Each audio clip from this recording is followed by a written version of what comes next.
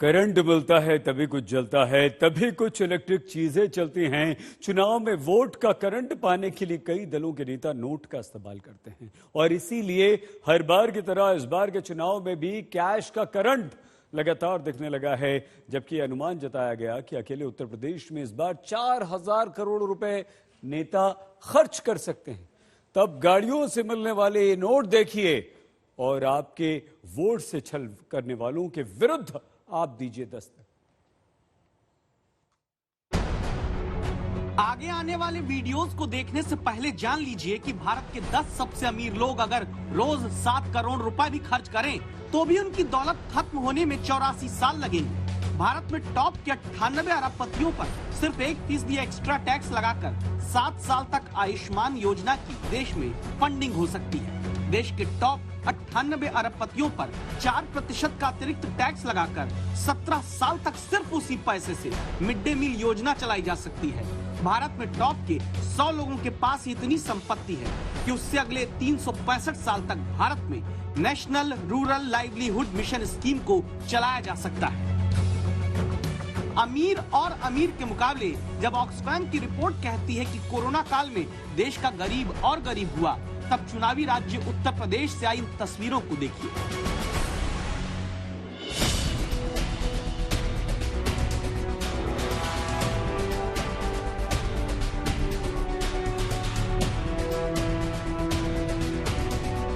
Election नजदीक आते ही ये वो नोट हैं जो पकड़े जाने शुरू हो जाते हैं।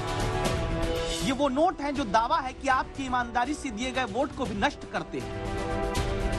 ये वो नोट हैं जो 5 साल तक के लिए आपसे आपके मुताबिक आपका नेता चुनने का अधिकार छीन लेते हैं। ये वो नोट हैं जिनके दम पर कुछ लोग पूरी लोकतांत्रिक प्रक्रिया को खरीद लेना चाहते हैं।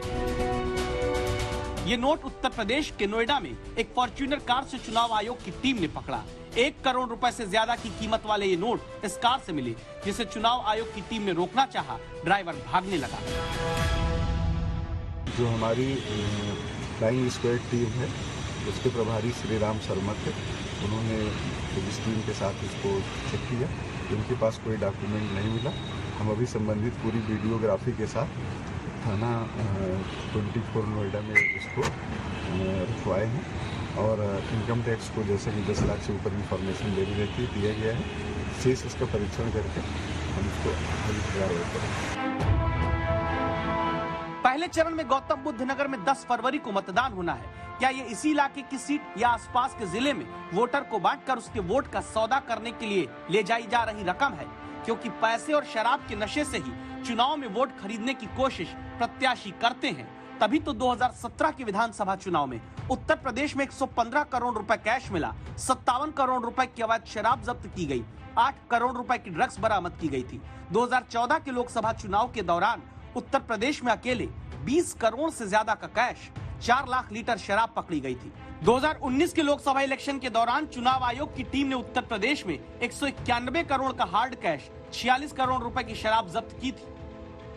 इस बार भी चुनाव तारीखों के ऐलान के बाद नामांकन और चुनाव प्रचार तेज होने लगा। वोटिंग की तारीख नजदीक आने लगी। कैश का खेल बढ़ने लगा।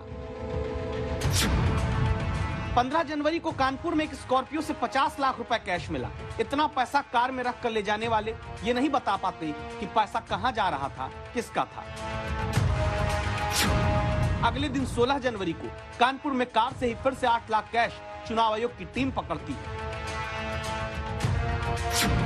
कानपुर में ही 17 जनवरी को इलेक्शन कमीशन की टीम 22 लाख रुपए कार से बरामद करती है। ये पैसा भी क्या किसी इलाके के चुनाव को प्रभावित करने के लिए जा रहा था। इसके बाद 17 जनवरी को आगरा में 21 लाख रुपए एक गाड़ी से बरामद किए जाते हैं। ये नोट देखकर आप सोचिए फिर कि काहे देश में अमीर और अमीर तो गरीब और गरीब हो रहे हैं, क्योंकि वोट के लिए नोट का इस्तेमाल तेज है। कहने को चुनाव आयोग के नियम के मुताबिक विधानसभा प्रत्याशी अब 40 लाख रुपए अधिकतम अपने प्रचार में खर्च कर सकते हैं, लेकिन जहां एक एक कार से 20 लाख, 50 लाख, 1 करोड़ रुपए खुद चुनाव आयोग पकड़ रहा हो, वहां समझना मुश्किल नहीं कि चुनाव में खर्चा कितना और कैसे हो रहा है। आज तक ब्यूरो।